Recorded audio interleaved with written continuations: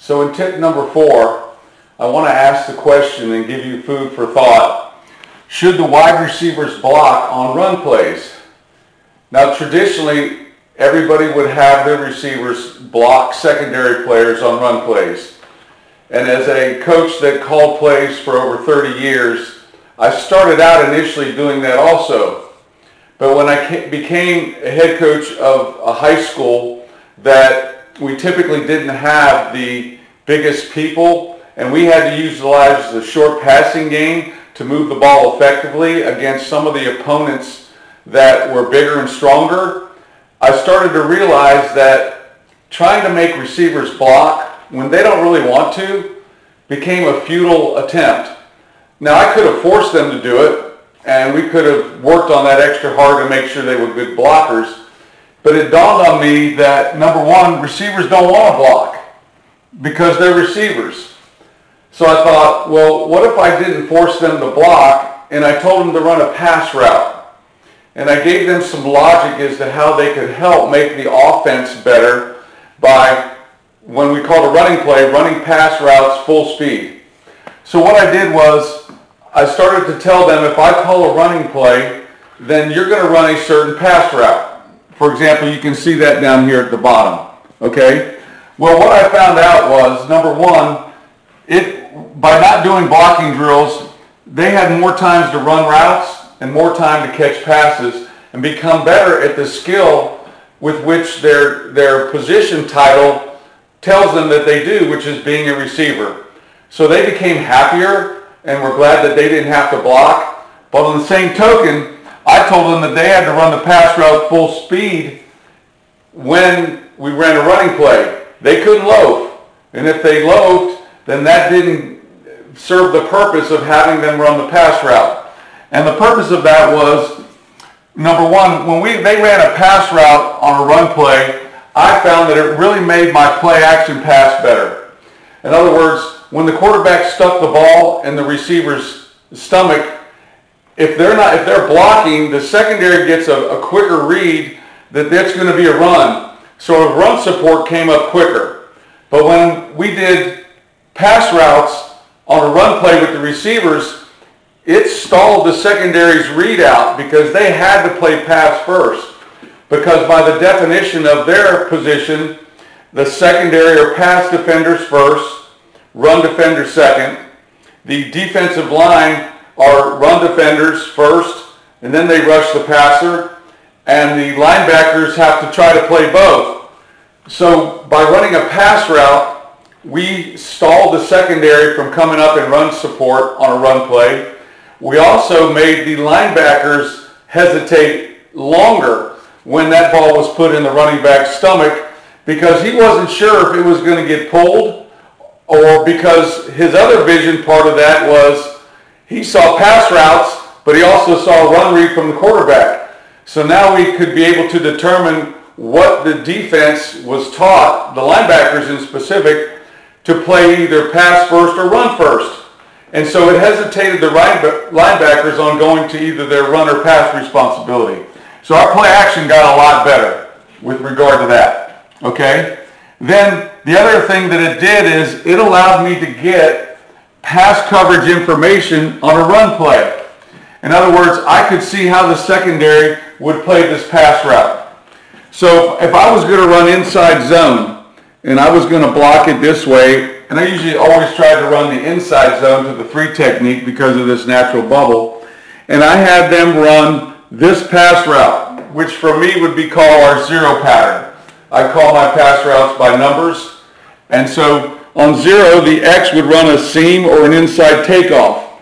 I call it a takeoff because it would tell our receivers that you're always going to release inside the defender that's on you. Okay, if it was a fade, it tells him to always release outside the defender on you. So he's running a seam or a takeoff. But when the quarterback puts the ball in this running back's stomach for a handoff, this safety is in a conflict and this will is in a conflict. But particularly the safety, because if he's the guy that needs to get over top to help on this seam route or this inside takeoff, well, we're going to know when that ball is put in the running back's stomach. If he's going to hesitate, then we're going to be able to pull it and throw that pass and I'm going to get that information if I tell him to hand it off. So this is not an RPO concept. I'm telling him to hand the ball off an inside zone, or I'm going to tell him to pull and throw the seam route based on what I've gathered prior to the free safety reacting to this run. Okay? The same thing happens over here. I'm going to hand this ball off, but I'm going to see whether this Sam linebacker wants to go play the slant where he could spot drop to the slant, or I'm going to see whether they've told him to get downhill and play the swing route or the bubble route. I'm going to see that based on being able to run the running play.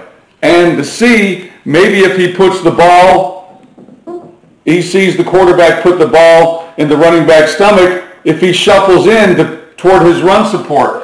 And if he does that, then I know I can pull it and I have a really open window to throw the Z on the slant. Okay? The other thing I'll be able to discern is if on this slant play in this cover 2 scheme, if they're telling the safety to come down on the slant. Okay? Because they've got to play this combination of a slant and swing in some particular way.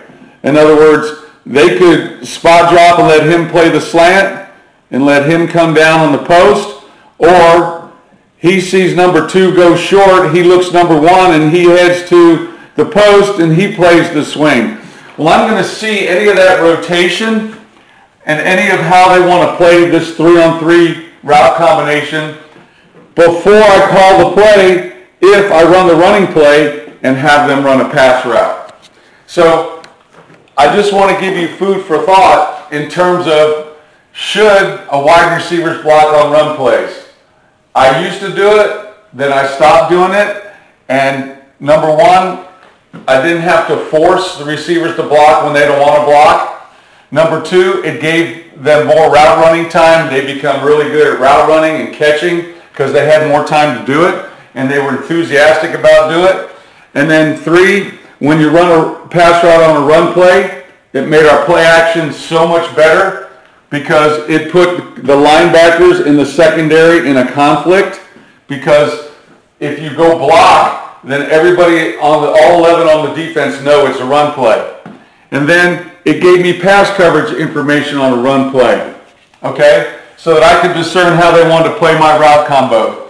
But then the best of all is I made them run the routes full speed when on run play, because I would ask them in between series, hey, what happened when we ran inside zone? How did they cover your post route? Who covered your slant route? I would ask the receivers. So what I had them do now is they had to run a concept that I would tell them which one I wanted them to run either before the game or before the next series. And then they had to run it full speed, but they also had to find out who was the guy that was going to cover their route. They would come into the sideline in between series, and I would get their input as to who that person was. And so besides visually being able to see how they played the route, I could corroborate that with what the receiver was telling me. And it made them part of the offense. I want to give you a real life story about what happened. We were playing in a playoff game, and I had a B who ended up being the 3rd all-time leading receiver in the state of Virginia history when he graduated. And he was about 5'7", 5'8", really good athlete, good baseball player. And we ran inside zone, and in this particular instance, the guy's name was Andy. He ran a post route. And I always told them, be discreet if you're going to tell me during the series that you're open. So we ran the inside zone, Andy ran a post, and he ran toward our bench and down the sideline. And as I was standing there, he said, Coach Renner, nobody covered me on the post. So after having a 3-year relationship with this young man where I really trusted him, I said, okay, I'll trust Andy. I called the same play, inside zone. I tagged Andy on the post, the B on the post. Quarterback pulled it. Andy's wide open. It was a 50-yard touchdown in a playoff game.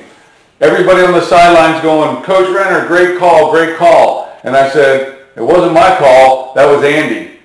So that kind of thing became a regular occurrence for us because of what we put in place.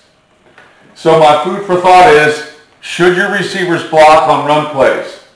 Then hopefully this information will give you food for thought and see if maybe having them run routes will give you the same information, the same type of system that I had, which made our play action pass a lot better and made our run game a lot better because it slowed down the defenders. Let's take a look now at some run plays where the receivers are running pass routes and how it influences the linebackers in the secondary.